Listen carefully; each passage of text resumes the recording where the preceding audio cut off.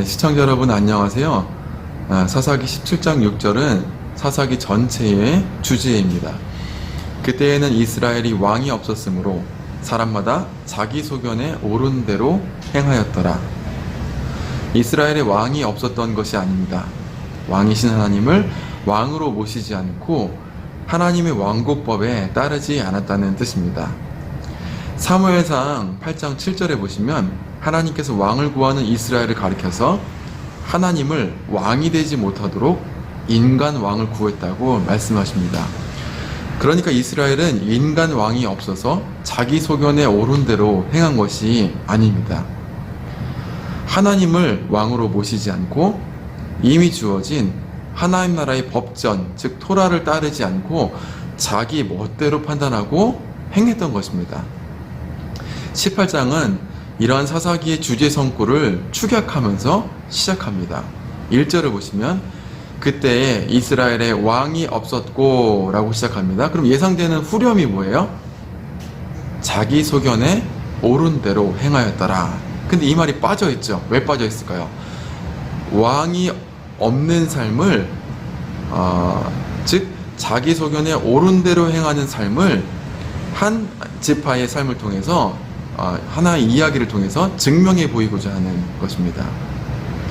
다음에 있는 단지파의 이야기는 자기 소견대로의 삶이 무엇인지를 제대로 보여주는 하나의 이야기인 것입니다.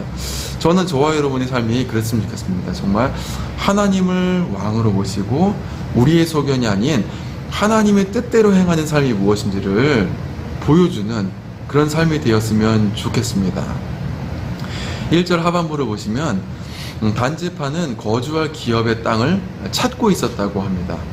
사실 본래 단지파의 본래 거주지는 이미 영역이 구분되어 있었습니다. 에브라임과 베냐민 그리고 유다 지파의 영토 사이에 이미 지정되어 있었습니다. 근데 왜 굳이 또 지정된 영토를 약속의 땅을 분할한 영토를 내버리고 새로운 땅으로 찾아서 올라갔을까요? 이들은 이방 민족에게 밀렸던 것입니다. 블레셋과의 전투에서 승리하지 못하고 믿음의 싸움에 패배한 채로 새로운 터전을 찾기 위해서 요단강 발원지인 강 북쪽으로 거슬러 올라갔던 것입니다. 그리고 일부는 심지어 올라가지 않고 블레셋의 하나의 일부로서 편입이 되게 됩니다. 우리가 살펴본 삼손 이야기가 바로 이런 이제 블레셋에 편입된 단지파의 일부를 배경해서 이야기가 시작되고 있는 것입니다. 그러니까 그들이 이제 우리가 살펴보았지만 블레셋의 통치를 받는 것에 대해서 전혀 이제 거부 반응이 있지 않고 심지어는 싸우는 삼손을 블레셋에게 넘겨주는 모습을 우리가 보지 않았습니까? 이것이 바로 이제 이 단지파의 이야기 배경이 되고 있는 것입니다. 북쪽으로 싸우려고 올라간 이 나머지 이 단지파의 이야기를 보시면은 3절을 보시면 정탐꾼을 뽑아서 올려보냅니다. 이것은 마치 민수기 13장에서 가나안 땅으로 12명의 정탐꾼을 파견한 것이 연상되는 믿음의 12명의 지파들을 12명의 정탐꾼을 파견한 것으로 연상하게 합니다. 이 정탐꾼들은 작전 중에 미가의 집에 있는 개인으로 사적으로 고용된 레위인 청년을 만나게 됩니다. 이 3절과 4절은 이 정탐꾼들과 레위인 청년의 대화 내용인데요. 꽤 길고 상세하게 이야기들이 기록되어 있습니다.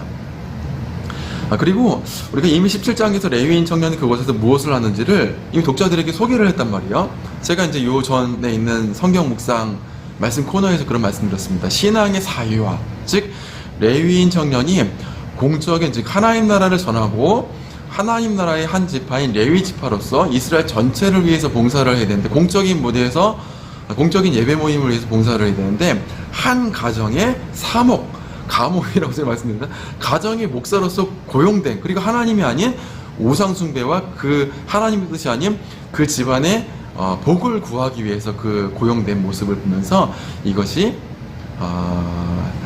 이스라엘 종교의 타락, 신앙의 타락의 가장 큰 문제라고 말씀드렸습니다. 신앙이 사유화되어야 됩니다. 하나님의 뜻이 아닌 개인적인 복을 위해서 이용당하는 그것이 신앙의 타락이라고 말씀을 드렸습니다. 다시 한번 이 구절을 반복해서 말씀해주고 있는 것은 이 지금 레위인 청년과 정탐꾼들의 대회가 얼마나 심각한 신앙의 타락을 보여주는지를 다시 한번 소개해주고 있는 것입니다. 여러분, 정탐꾼들도 조금은 이상할 것 같습니다. 레위인이 왜 한 개인의 집에 있습니까? 여러분, 목사가 교회에 있지 않고 개인 집에서 거주하면서 점이나 친다면 이상하지 않겠습니까? 물론 이 레위인은 17장 5절에 근거하면 우상 숭배하는 제사장으로 고용이 되었습니다. 그런데 이 특이점에 대해서 레위인은 어떻게 해명을 하고 있습니까? 내가 교회에 있는 게 아니라 한 개인의 가정에 있고 하나님이 아니라 이상한 우상을 숭배하는 것에 대해서 자기 나름대로 해명할 길이 있어야 되지 않습니까? 이 레위인의 말은 세 가지 동사로 요약할 수 있습니다. 미가가 나를 대접했다. 그리고 나를 고용했다. 일자리를 줬다는 것이죠. 세 번째, 나를 제사장으로 삼아주었다. 여러분, 기가 막히죠. 자, 보십시오. 나에게 돈을 준 거예요. 그리고 나에게 직업을 준 거예요. 먹고 살 수 있는. 그리고 세 번째는 나를 그 가정이지만 제사장으로서 내 명예로운 직분을 나에게 허락했다라고 하는 거예요. 여러분, 사람을 움직이는 여러 가지 동기들이 있는데, 여러분, 신앙이 타락하게 되면은 그 사람을 움직이는 동기를 요약해주는 세 가지 단어가 있다는 거예요. 첫 번째는 그 사람의 밥벌이, 돈이에요. 그리고 그 사람의 직장이에요. 세 번째로는 그 사람의 자리, 즉 명예라고 하는 거예요. 여러분, 사람을 흔들 수 있는 전부 아니에요, 이게요? 근데 여러분, 이것이 신앙의 타락을 보여주는 가장 중요한 세 가지 단어라고 하는 거예요. 여러분, 어떠세요? 여러분의 삶을 지금 움직이고 있고 여러분의 교회를 지금 움직이고 있는 것이 무엇입니까? 여러분, 사람들과 만나서 대화를 할 때 어떤 일을 동참하도록 요구하고 여러분이 하고자 하는 일들에 같이 함께 하고자 하는 그런 명제가 뭐예요? 설득의 동기, 그 단어가 뭐예요? 첫 번째 뭐라고요? 돈, 이익이죠. 두 번째로는 직업, 직장. 세 번째로는 명예. 세 가지라고 하는 것이죠. 이것이 신앙의 타락을 보여주는 대화의 원리이고 기준이고 법칙이라고 하는 것입니다. 여러분이 지금 대화를 하실 때, 누구를 만나서 대화를 하실 때 이 세 가지 단어가 튀어나온다면 곧장 여러분 기도의 자리로 가서 회개하고 기도하는 여러분이 되었으면 좋겠습니다. 단지파는 민수기 13장에 나오는 거대하고 강성한 민족을 정탐하지 않습니다. 7절을 보시면 염려 없이 거주하는 백성, 즉 평온하며 안전한 영토, 평온하고 안전하다고 한 단어는 즉 샬롬입니다. 10절에도 보시면은 평화로운 백성이라고 하는 말, 이게 세 가지 단어를 통해서 샬롬이라고 한 단어가 반복되는데, 재미있는 것은 뭐냐, 진정한 샬롬은 우리가 상대하기 버거운, 하지만 인간적이지 않죠, 하나님의 숭고한 뜻을 행하기 위해서 정말 버겁지만 믿음으로 도전해서 하나님의 능력으로 정치를 하는 것입니다. 그것이 진정한 샬롬의 길인데, 여기서 나오는 샬롬은 좀 비꼬는 뜻이죠. 우리가 할 만한 것, 내 능력으로 감당할 수 있을 것이라고 예상되는 그 샬롬, 평온, 인간적인 샬롬에 세 번 반복되면서 그 인간적인 방식을 택했던 것입니다. 그러니까 지금 단지파의 문제는 무엇입니까?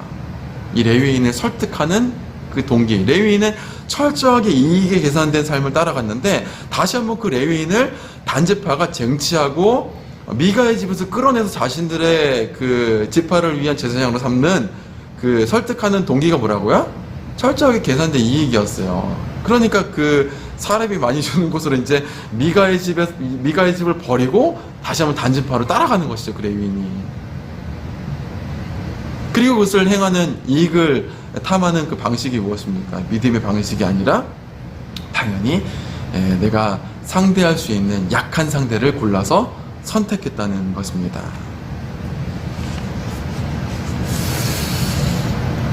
사랑하는 성도 여러분, 우리는 그리스도인이지만 그리스도의 기름 부음 받은 세상의 선지자로, 제사장으로 선택되었습니다. 왕과 같은 제사장으로 선택이 되었습니다. 근데 우리는 어떤 삶을 살고 있습니까? 지금 레위인의 한 청년처럼, 미가의 집안처럼, 단지파처럼 신앙을 사유하고 사적인 목적을 위해서 우리가 그렇게 신앙을 이용하고 있지는 않습니까? 여러분, 이런 목사들, 이런 교회들이 종종 눈에 띄고 있습니다. 눈에 띄는 경우들이 있습니다. 하나님의 정의와 정의를 내세우고 있지만 하나님의 대의를 내세우고 있어요. 여러분, 재밌는 것은 단지파의 이름 단이라고 하는 말은 정의와 연관됩니다. 하지만 단지파는 하나님이 원하시는 정의를 구하지 않고 하나님의 의를 이루시는 방식을 따르지 않았습니다. 많은 교회들이 그래요. 많은 목사들이 하나님의 뜻이라고 즉 하나님의 정의라고 해서 내세우는 덕목들이 있어요. 하지만 그 안을 들여다보면은 개인의 이익이 목적이 되는 것이죠. 자기 자리와 자기의 능력을 과시하고자 하는 것. 그런 이루는 방식 또한 믿음의 방식이 아니라 자기의 능력에 따라 계산된 방식인 경우들이 많아요. 그게 뭐예요? 약자들만 골라서 쥐어패버리는 거거든요. 여러분, 이런 표현 써서 죄송하지만 단지파가 그러잖아요. 평온한 사람들, 약한 사람들을 괴롭혀서 자신들의 영토를 차지하려고 하는, 약한 자들만 등쳐먹는 그런 방식으로 목회를 하는 목사들과 교회들이 있다는 것입니다. 그럼 제가 일전에 한번 희생양 이론, 르네 지라르라고 하는 기독 변증가의 이론을 한번 소개해 드린 적이 있습니다. 예수님도 그런 희생양으로 돌아가신 것인데, 교회마다 보면은 그 교회 권력자들의 이익을 유지하고 자리를, 그 기득권을 유지하기 위해서 약한 사람들, 즉 단지파와 같이 평온한 사람들, 힘이 없는 사람들을 방패막이로 내세워서 그런 사람들에게 어떤 누명을 뒤집어 씌워가지고 자기 자리를 유지하려고 하는 그런 사람들이 있다라고 하는 거예요. 비일비재하게 일어나는 일들입니다. 단지파와 레위 청년이 주고받았던 대화 속에 나타나는 중요한 키워드, 즉 이익을 목적으로 사람들을 설득하는 경우들이 있습니다. 레위인처럼 직분을 사고 파는 경우들이 있죠. 즉 로마 가톨릭 중세 말기에 일어났던 면죄부를 판매하는 모습과도 매우 유사합니다. 여러분, 교회에 있는 직분이라고 하는 것은 그저 그냥 별거 아니에요. 우리가 성도로 부르심을 받고 하나님께 세례를 받아서 죄사함 받고 하나님의 백성이 된 것이 가장 중요한 정체성이라고 말씀드렸습니다. 직분은 그 정체성을 감당하기 위한 우리의 태스크, 즉 일을 감당하기 위한 하나의 그냥 라이센스도 아니에요. 이건 뭐 자격도 아니고 그냥 통로에 불과한 것입니다. 그런데 많은 교회들이 이것을 한국식 명예주의를 가지고 감투라고 하죠. 감투를 가지고 명예를 주면서 돈을 뽑아내는 그런 경우들이 있다는 것입니다. 헌금 많이 한 사람들 붙잡아 두기 위해서 직분을 사고 파는 것이죠. 그죠? 하나님의 뜻에는 관심이 없고 교회 재정과 돈에만 관심을 갖고 있는 거예요. 그거는 정말 하나님의 거룩과 신실과 긍휼과 인애를 드러내기 위한 그 일을 감당할 능력이 되는 사람들을 세워가지고 같이 일을 하기 위해서 직분을 세우는 것이 아니라, 그죠? 교회의 재정과 돈을 유지하기 위해서 돈 많이 헌금하는 사람들을 붙잡아 두기 위한 목적으로 이 직분을 사고 파는 모습들이죠. 단지파의 모습과 똑같은 거잖아요. 레위인 모습과 똑같은 모습이잖아요.